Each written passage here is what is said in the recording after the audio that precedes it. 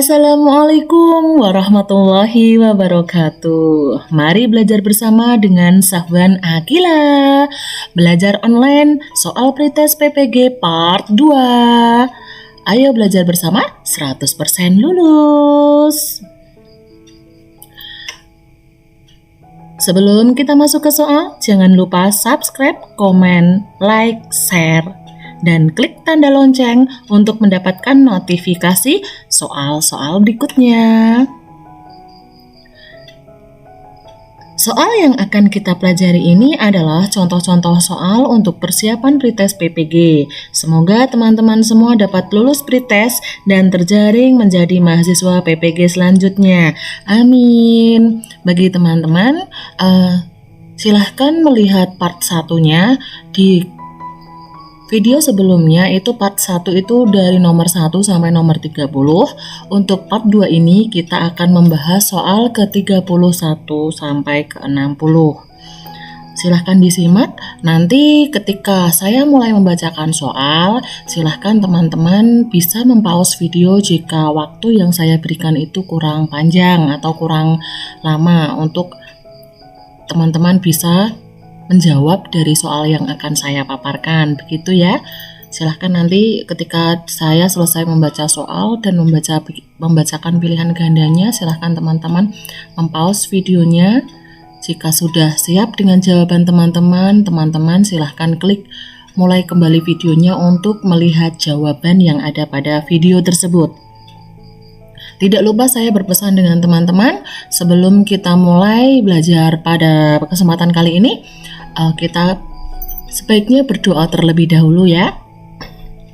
Berdoa menurut kepercayaan masing-masing. Berdoa mulai.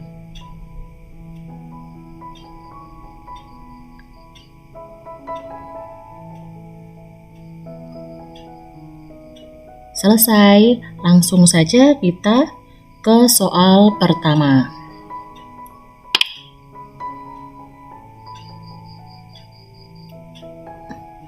Nomor 31.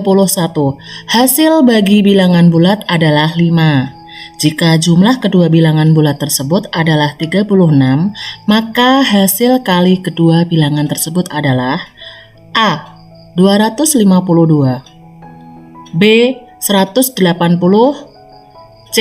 160, D. 280. Silakan teman-teman mencari selembar kertas, kemudian silahkan membuat oret-oretan sesuai dengan jawaban yang telah teman-teman dapatkan.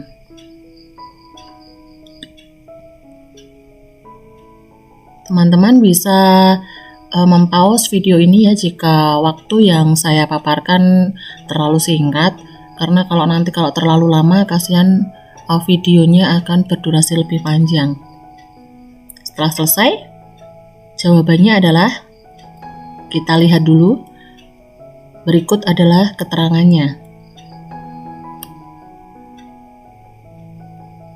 Ya, jawabannya adalah B, 180. Di video sudah terlihat ya bagaimana cara mendapatkan jawabannya, sehingga option jawabannya jatuh pada option B, keterangannya ya. Silahkan disimak, apakah sama atau berbeda dengan jawaban teman-teman.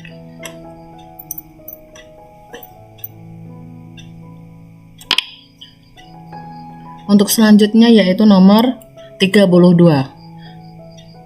Penyelesaian dari sistem pertidaksamaan linear dengan dua peubah, 2x dikurangi y sama dengan 4 dan x dikurangi 2y sama dengan 8 adalah,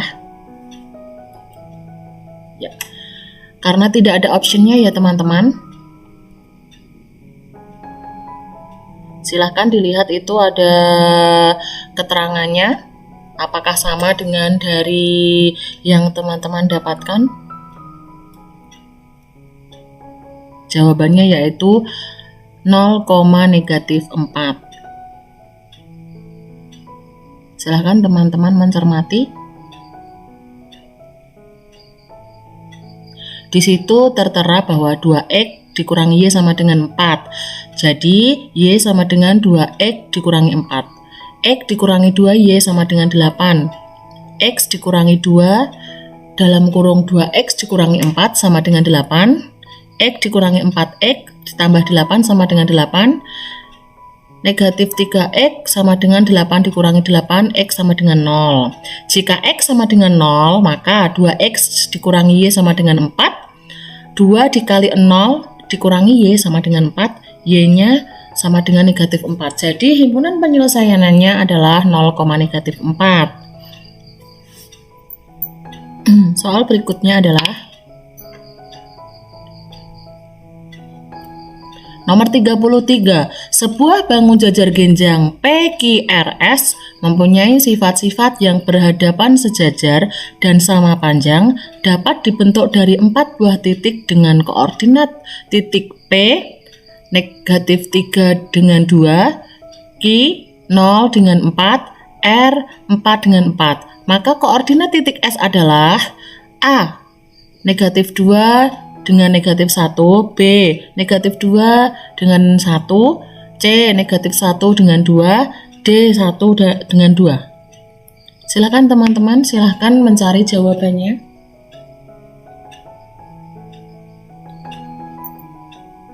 Menggunakan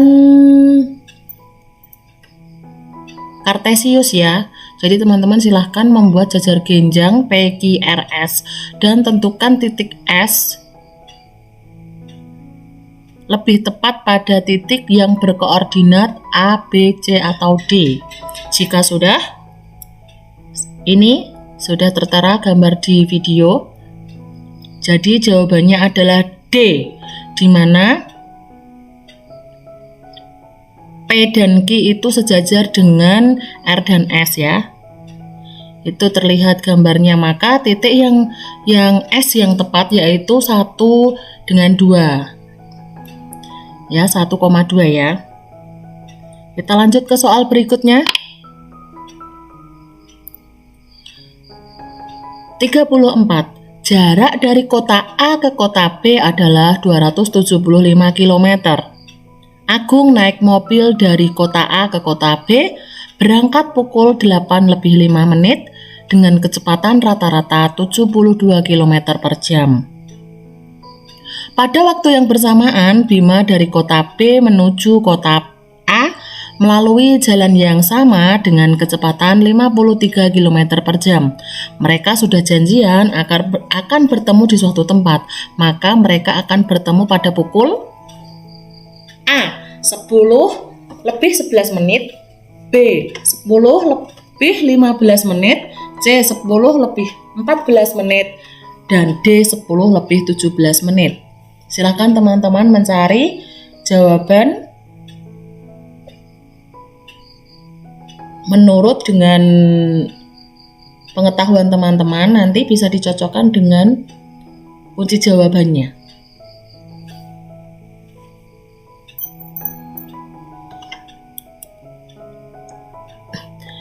Ya, di situ sudah tertera ya keterangannya. T sama dengan S per V. Waktu sama dengan jarak per kecepatan yaitu 275 dibagi 72 ditambah 53 sama dengan 275 dibagi 125, dapatnya 2,2 jam atau 2 jam lebih 12 menit. Maka akan bertemu pada pukul 8:05 ditambah dari hasil tadi 2 jam 12 menit. Maka hasilnya adalah 10:17, yaitu jawabannya D.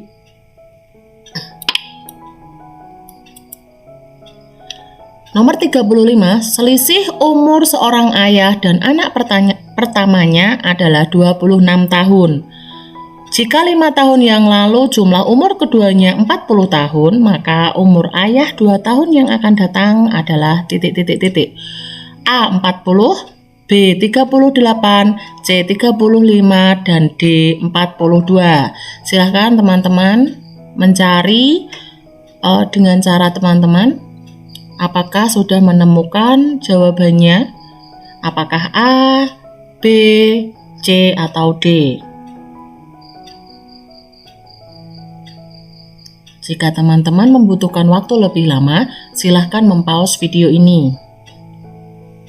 Jika sudah, silahkan untuk melanjutkan agar mencocokkan apakah jawaban dari teman-teman dengan jawaban yang ada di video sudah benar atau belum.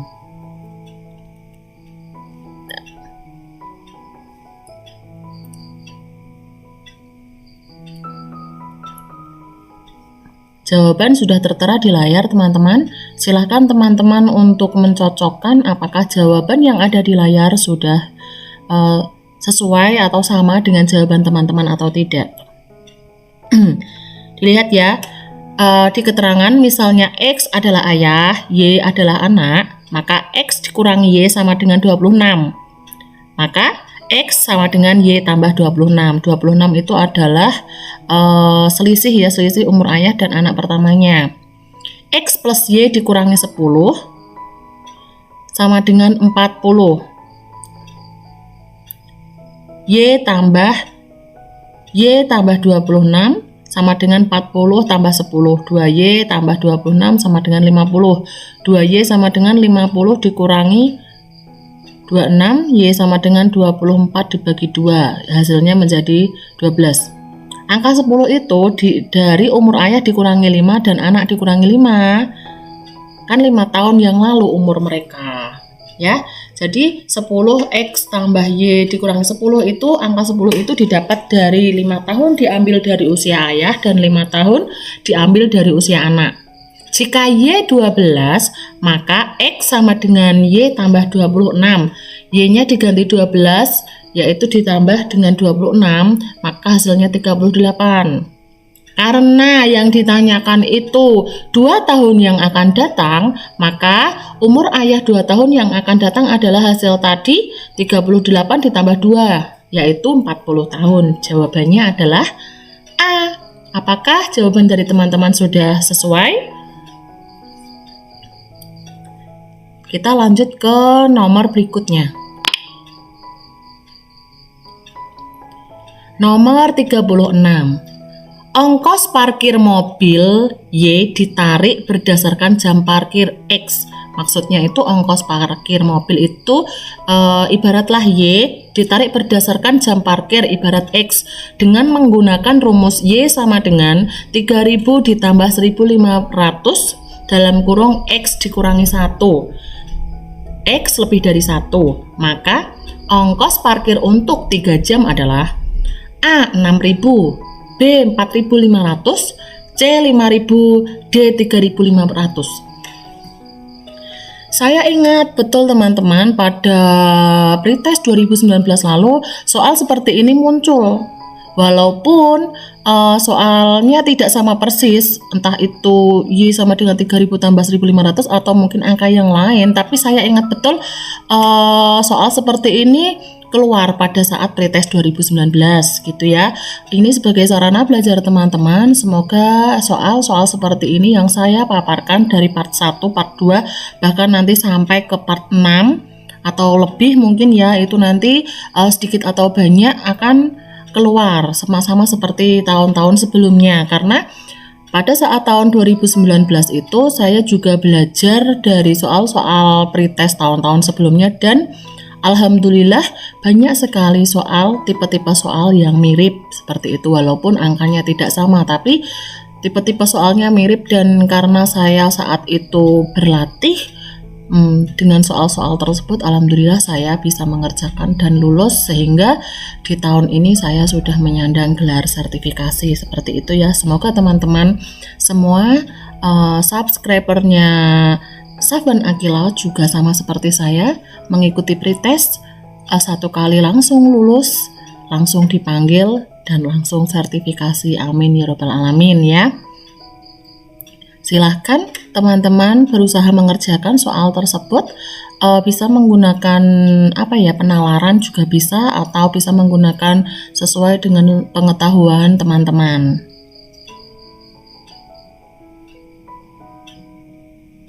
Jika sudah, saya akan menunjukkan jawabannya.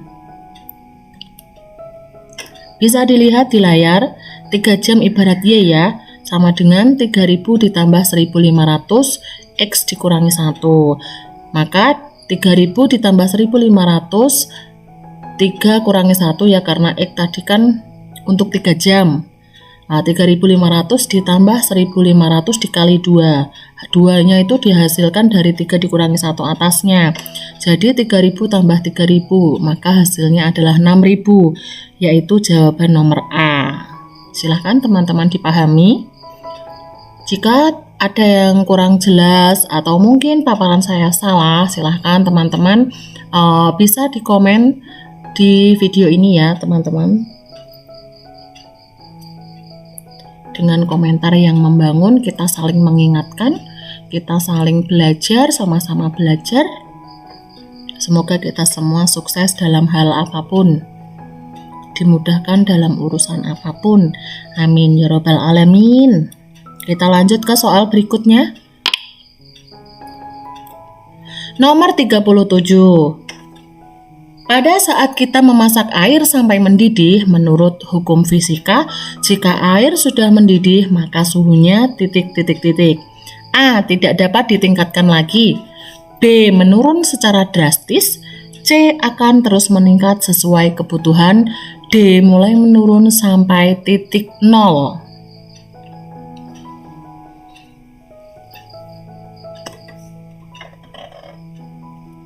Maka jawabannya adalah tidak dapat ditingkatkan lagi. Jadi kalau sudah mendidih, suhunya sudah mencapai suhu maksimal ya. Silahkan lanjut ke nomor berikutnya.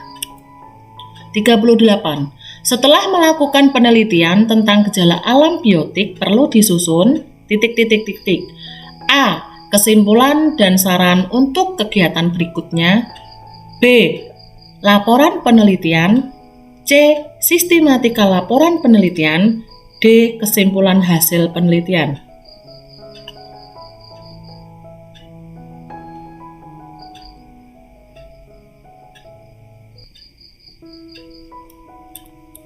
Jawabannya adalah B. Laporan penelitian.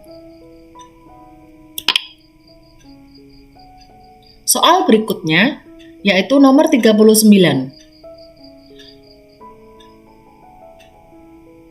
Model pembelajaran berbasis masalah dapat digunakan dalam pelajaran PKN untuk mencapai pembelajaran yang efektif berpusat pada peserta didik.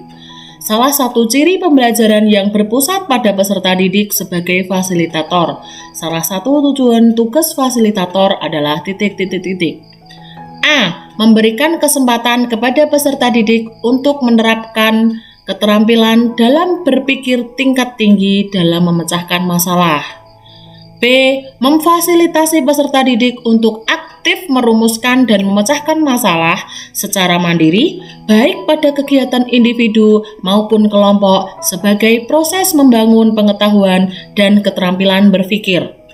C. Memberikan penjelasan kepada peserta didik tentang hal-hal yang harus dilakukan serta memotivasi untuk belajar aktif sehingga menjadi pembelajar yang mandiri.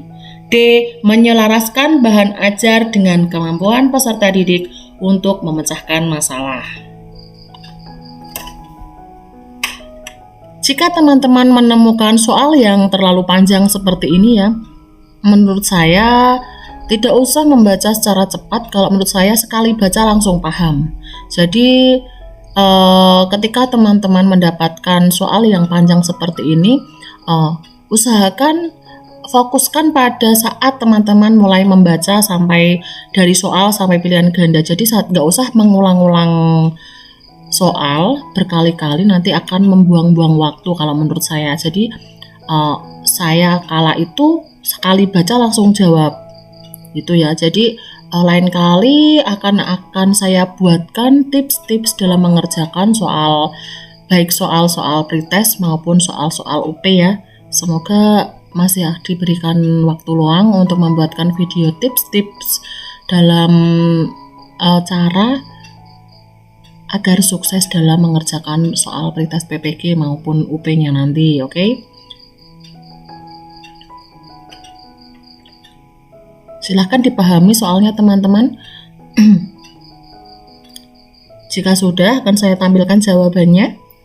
Jawabannya adalah B. Memfasilitasi peserta didik untuk aktif aktif merumuskan dan memecahkan masalah secara mandiri, baik pada kegiatan individu maupun kelompok sebagai proses membangun pengetahuan dan keterampilan berpikir. Lanjut nomor berikutnya, nomor 40. Jika hutan-hutan banyak ditebangi oleh manusia yang tidak bertanggung jawab secara terus-menerus dan tidak ada penanaman kembali, maka mengakibatkan A. Patahan tanah dan meningkatnya kadar O2, B. Retakan tanah dan menurunnya kadar CO2, C. Kesuburan tanah berkurang dan menurunnya kadar O2, D. Banjir dan suhu meningkat.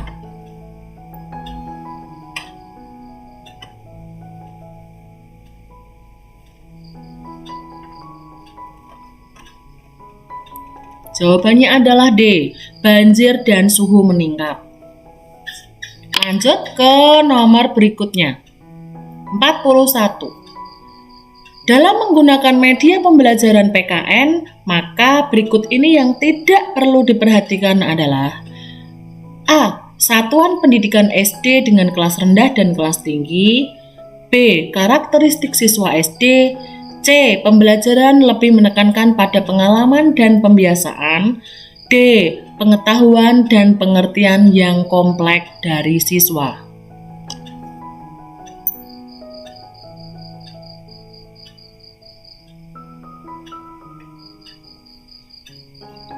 Jawabannya adalah D. Pengetahuan dan pengertian yang kompleks dari siswa. Lanjut soal berikutnya, nomor 42. Guru menggunakan metode kontekstual sebagai salah satu syarat agar IPS memiliki kekuatan bahwa materi kajiannya meaningful, berarti A. Bersifat logis dan berguna, B. Menampilkan fakta, C. Menampilkan kasus, D. Memenuhi aspek kognitif. Silahkan teman-teman untuk menjawab.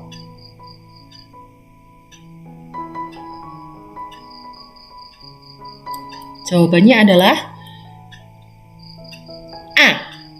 Keterangannya meaningful itu artinya pembelajaran yang bermakna ya. Jadi jawabannya adalah yang bersifat logis dan berguna. Lanjut, nomor 43.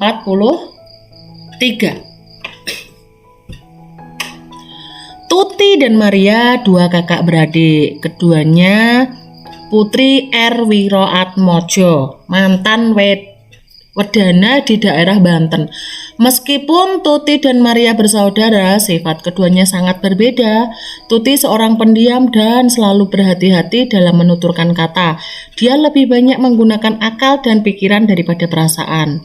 Sebaliknya, Mario seorang gadis lincah dan periang tetapi juga mudah murung. Gadis ini lebih banyak menurutkan perasaannya. Watak tokoh Tuti dalam kutipan tersebut adalah A. Pendiam, berhati-hati, berpikir logis, B. Periang, berpikir logis, berhati-hati, C. Periang, pemalu, lincah, D. Pendiam, pemalu, dan berhati-hati.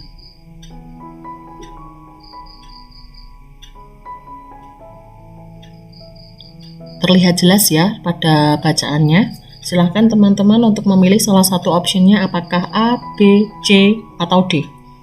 Sudah? Jawabannya adalah A. Pendiam, berhati-hati, berpikir logis. Ada ya di bacaannya ya.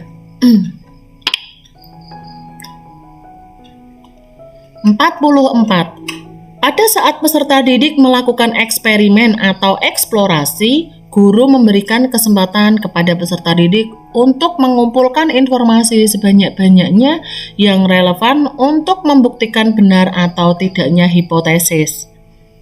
Data dapat diperoleh melalui membaca literatur, mengamati objek, wawancara dengan narasumber, melakukan uji coba sendiri, dan sebagainya. Langkah terakhir, peserta didik menggeneralisasi atau menarik kesimpulan. Kegiatan di atas merupakan langkah dari pembelajaran A. PBL, B. PBM, C. Cooperative Learning, D. Group Investigation. Silahkan teman-teman. Teman-teman bisa mencatat ya, apakah itu PBL, PBM, Cooperative Learning, atau Group Investigation. Silahkan membuat catatan kecil sebagai hasanah pengetahuan untuk teman-teman.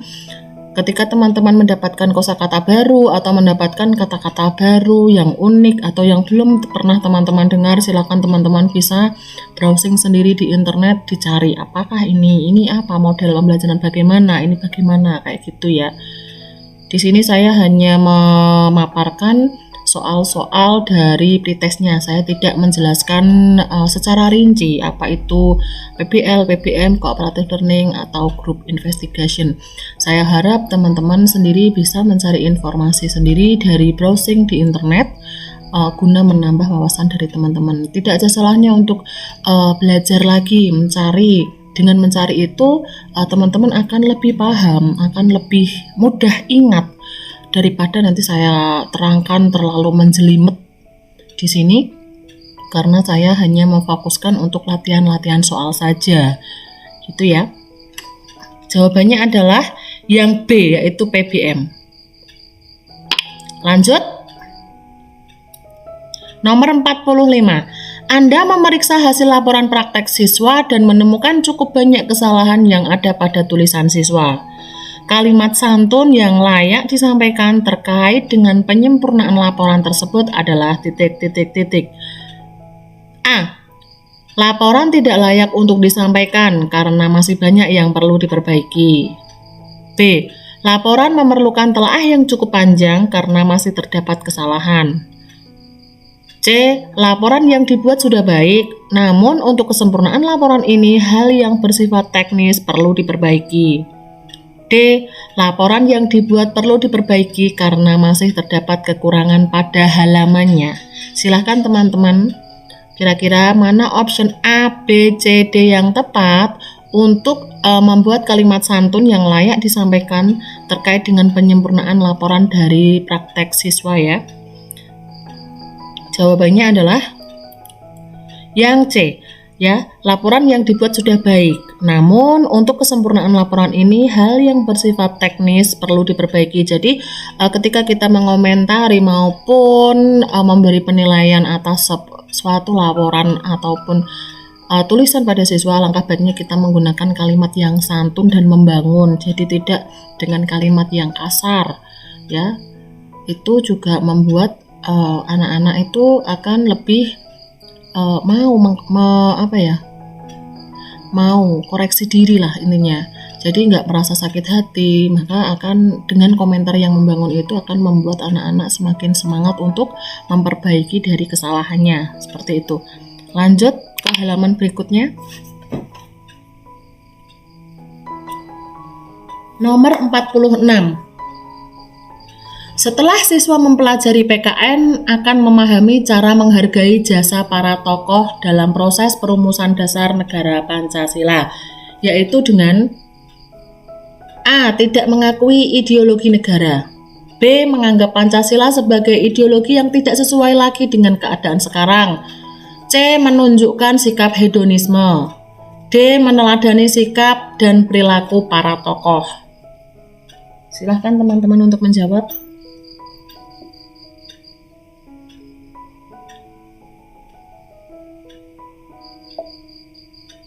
Jawabannya adalah D. Meneladani sikap dan perilaku para tokoh.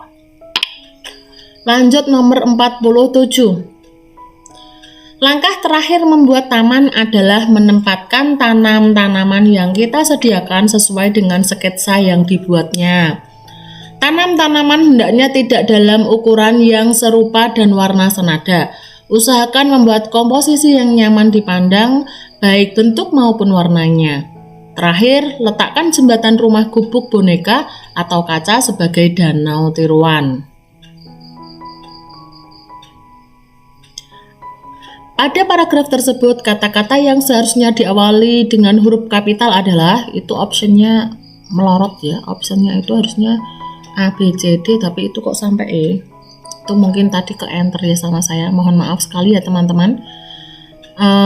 Jadi opsinya itu A, B, C, D, langkah-langkah itu ya.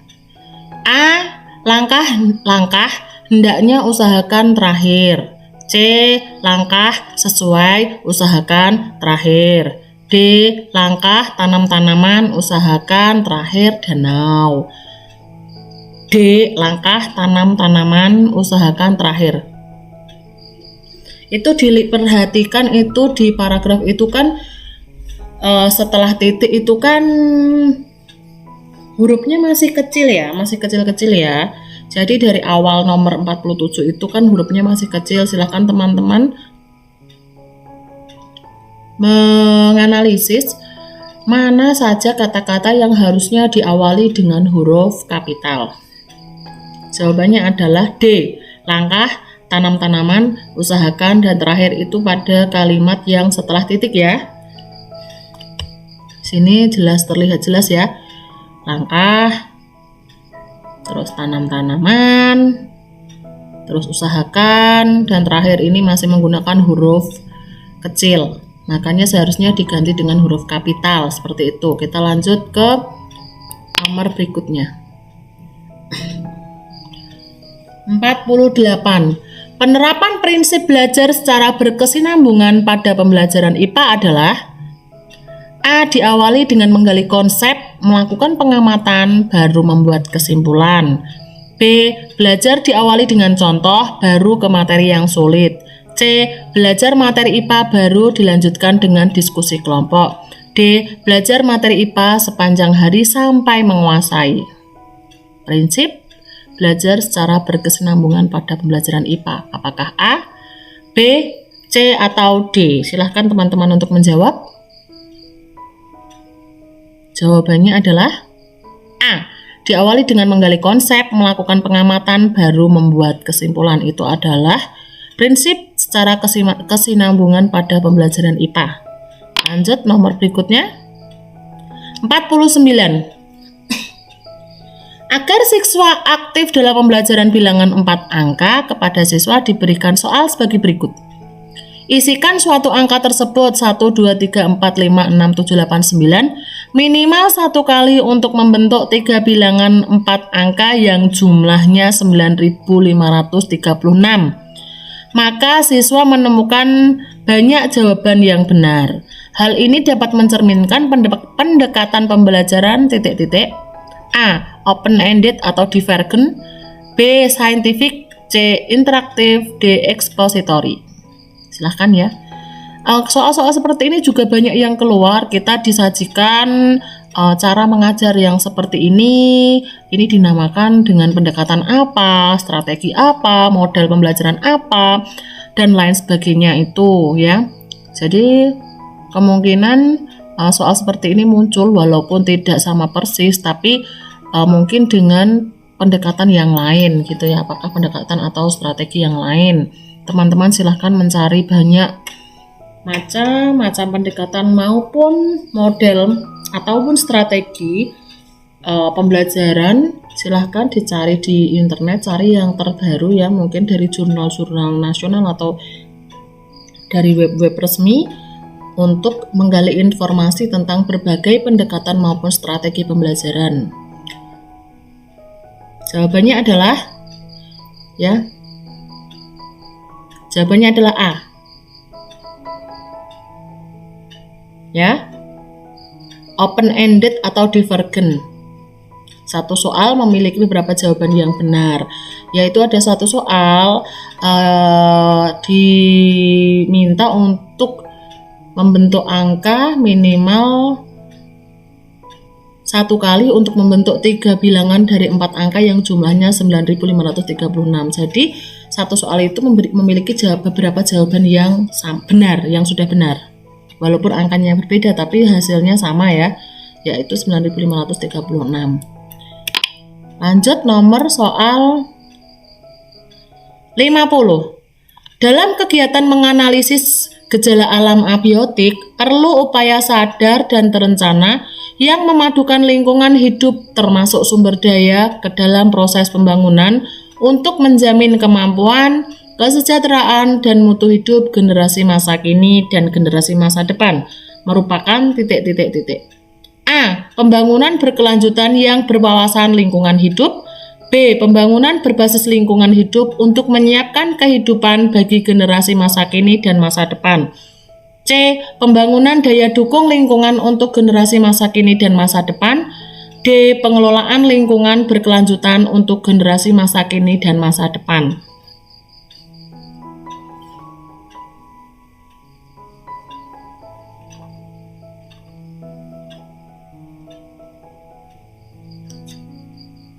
Jawabannya adalah B. Pembangunan berbasis lingkungan hidup untuk menyiapkan kehidupan bagi generasi masa kini dan masa depan. Lanjut nomor 51. Teori belajar bermakna pada matematika atau meaning theory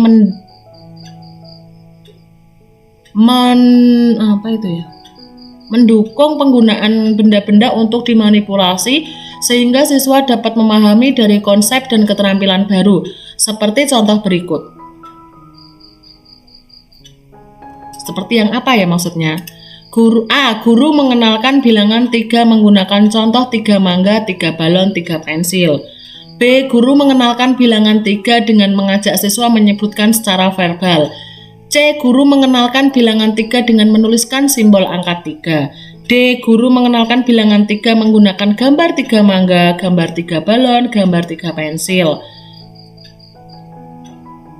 Jadi, teori bermakna pada matematika atau meaning theory mendukung penggunaan benda-benda untuk dimanipulasi sehingga siswa dapat memahami dari konsep dan keterampilan baru. Itu sesuai pada contoh option apa, begitu kan? Apakah option A, B, C, atau D?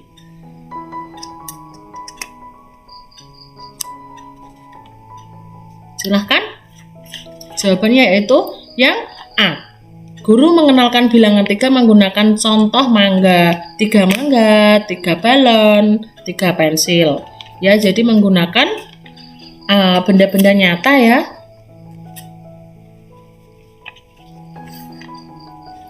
Lanjut nomor 52. Pembelajaran tentang berbagai konsep IPS sebaiknya A. Merupakan pemahaman makna denotatif istilah konsep tersebut. B. Langsung ditemakan guru dan segera dicatat oleh siswa sehingga mudah diingat. C. Diberikan dalam suatu konteks tertentu, bukan diterangkan tanpa dikaitkan dengan sesuatu. D. Merupakan kemampuan siswa dalam mendeskripsikan suatu konsep. Ini tentang konsep IPS. Baiknya bagaimana gitu ya. Apakah option A, B, C, atau D? Menurut teman-teman yang mana kira-kira?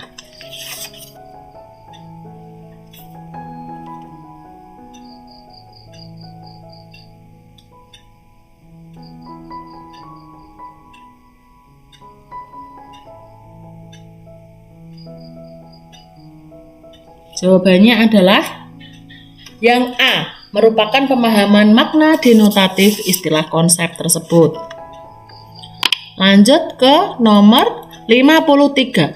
Salah satu tujuan IPS adalah mengembangkan keterampilan siswa yang dapat diwujudkan dengan kegiatan A. Mencari bukti-bukti ilmiah, menafsirkan data, dan merumuskan kesimpulan. B. Merumuskan masalah, menentukan tujuan, dan menyusun kesimpulan. C. Merumuskan latar belakang, mencari dan menganalisis data. D. Mencari dan mengolah data, menafsirkan data, dan membuat hipotesis. Silahkan, apakah salah satu tujuan IPS untuk mengembangkan keterampilan siswa itu diwujudkan dengan kegiatan apa saja? Apakah A, B, C, atau D?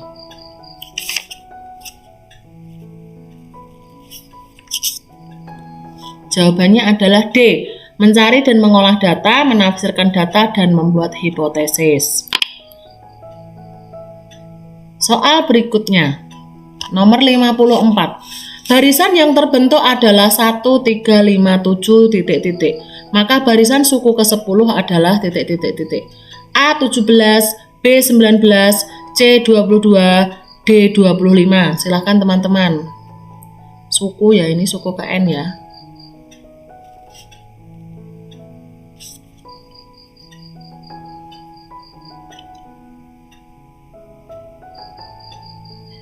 Jawabannya adalah B, 19 keterangan ya. Itu rumusnya sebenarnya UN sama dengan A plus N min 1B. U10 sama dengan A plus N min 1B. A-nya 1, maka dimasukkan dalam rumus 1 ditambah 10 dikurangi 1. B-nya itu 2 ya. B itu bedanya. B itu 1 ketika itu ada 2 angka, 3 sampai 5 itu selisihnya 2, 5 dengan 7 itu 2, jadi bedanya itu 2. 1 ditambah 18 jawabannya 19, yaitu yang B. Silakan teman-teman untuk memahami dari soal 54 ini. Kita lanjut ke nomor 55. Jika sudut beta yaitu 1 sama dengan 50 derajat, maka besar sudut alfa yaitu A2 adalah A 100 derajat, B 110 derajat, C 120 derajat, D 130 derajat. Silahkan teman-teman untuk memahami gambar pada soal nomor 55 ini ya. Itu apakah sudutnya sudut berhadapan, sudut berseberangan, itu ya dilihat ya. Sudah, maka jawabannya adalah D 130. D1 itu mana tuh? Itu 50, maka ya itu berseberangan ya itu ya. 50 dapatnya 130 itu karena 180 dikurangi 50 jadinya 130 ya. Lanjut ke soal nomor 56. Kemampuan awal atau prasyarat yang harus dimiliki peserta didik sebelum mempelajari kompetensi dasar tentang mendeskripsikan gejala atau peristiwa alam yang terjadi di negara tetangga adalah A. Mendeskripsikan gejala atau peristiwa alam yang terjadi di Afrika. B. Mendeskripsikan gejala atau peristiwa alam yang terjadi di Asia. C. Mendeskripsikan gejala atau peristiwa alam yang terjadi di Eropa. D. Mendeskripsikan gejala atau peristiwa alam yang terjadi di Indonesia. Perlu diketahui soalnya, dipahami apakah yang benar adalah A, B, C, atau D.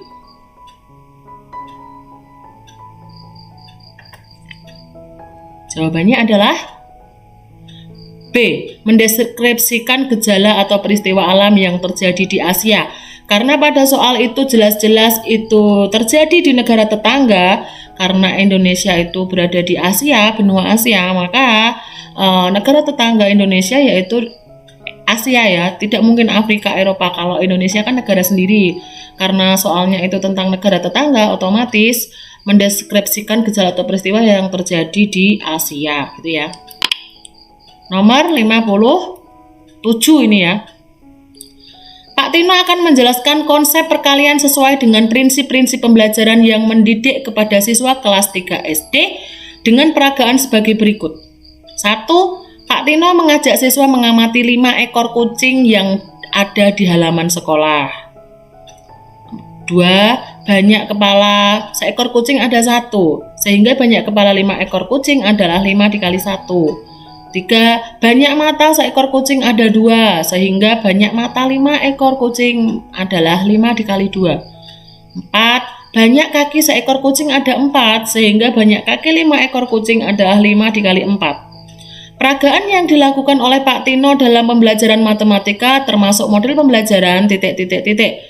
A. Problem based learning. B. Cooperative learning. C. Contextual teaching and learning. D. Inquiry and discovery learning. Silahkan ya, keempat model ini.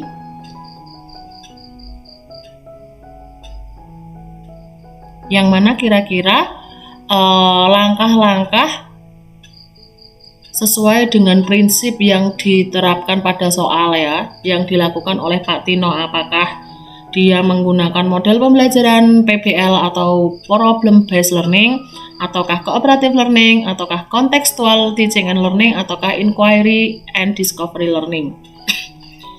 Jawabannya adalah C. Contextual teaching and learning. Jelas sekali ya, karena Pak Tino itu mengajak siswa untuk mengamati benda nyata ya, sesuai dengan keseharian siswa ya, benda-benda nyata, benda-benda yang kontekstual. Jadi pada pembelajaran yang dilakukan oleh Pak Tino ini menggunakan konsep atau model pembelajaran kontekstual teaching and learning. Banyak sekali sebenarnya teman-teman pada saat waktu 2019 saya pretest juga muncul kayak gini, diberikan suatu peristiwa atau langkah-langkah suatu pembelajaran dan kita diminta untuk menjawab apakah itu problem based learning atau cooperative learning atau contextual learning dan lain sebagainya. Untuk itu dibutuhkan analisis yang kuat dan teman-teman harus memahami atau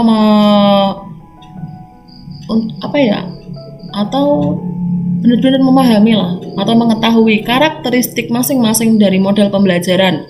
Dengan demikian teman-teman akan mudah membedakan mana atau yang dimaksud dengan problem based learning, mana atau yang dimaksud dengan cooperative learning, contextual learning, inquiry, discovery, atau juga project based learning dan lain sebagainya. Untuk itu silakan teman-teman untuk menggali banyak sekali informasi, menggali banyak sekali materi tentang model-model pembelajaran sama yang saya utarakan tadi ya di awal-awal video. Kita lanjut ke nomor 58. Kesadaran hukum bagi warga negara sangat diperlukan dalam upaya pemerintah demi keberhasilan pembangunan nasional. Hal ini bertujuan untuk A. Membangkitkan kesadaran warga negara. B. Memahami kedudukannya sebagai warga negara. C. Mengetahui pentingnya hukum bagi seluruh warga negara. D. Memahami tentang hak dan kewajibannya sebagai warga negara. Maaf ya tadi kepencet. Ya, jawabannya adalah D. Memahami tentang hak dan kewajiban sebagai warga negara.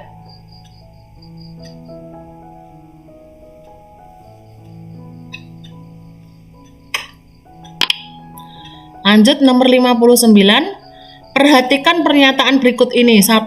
Membuat jalur hijau sepanjang jalan. 2. Membuang sampah ke sungai yang mengalir. 3. Membuat teras ring di lahan miring. 4. Mendirikan pabrik di pemukiman penduduk. 5. Memberi pupuk agar tanah tetap subur. Berdasarkan pernyataan tersebut terdapat beberapa perilaku manusia yang mempengaruhi lingkungan sesuai dengan nomor A 1 dan 3, B 1 dan 5, C 1 dan 3. Kok sama ya? D 2 dan 4. A dan C ini sama ya?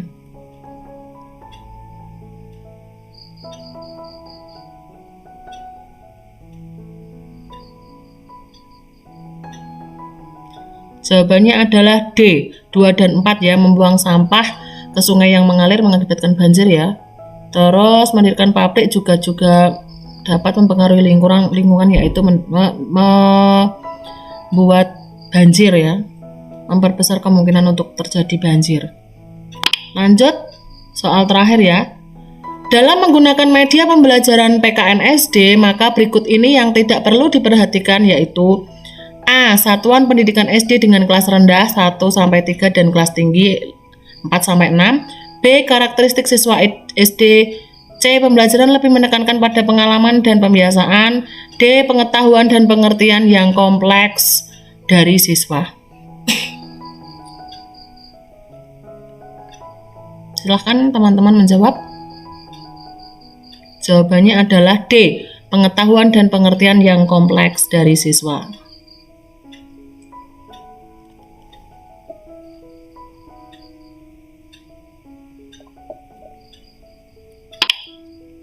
Ya, dengan berakhirnya pembacaan soal saya pada nomor 60 tadi, maka berakhirlah pembelajaran kita di kali ini ya, perjumpaan kita kali ini di belajar online soal pretest PPG tahun 2022 part 2 ya.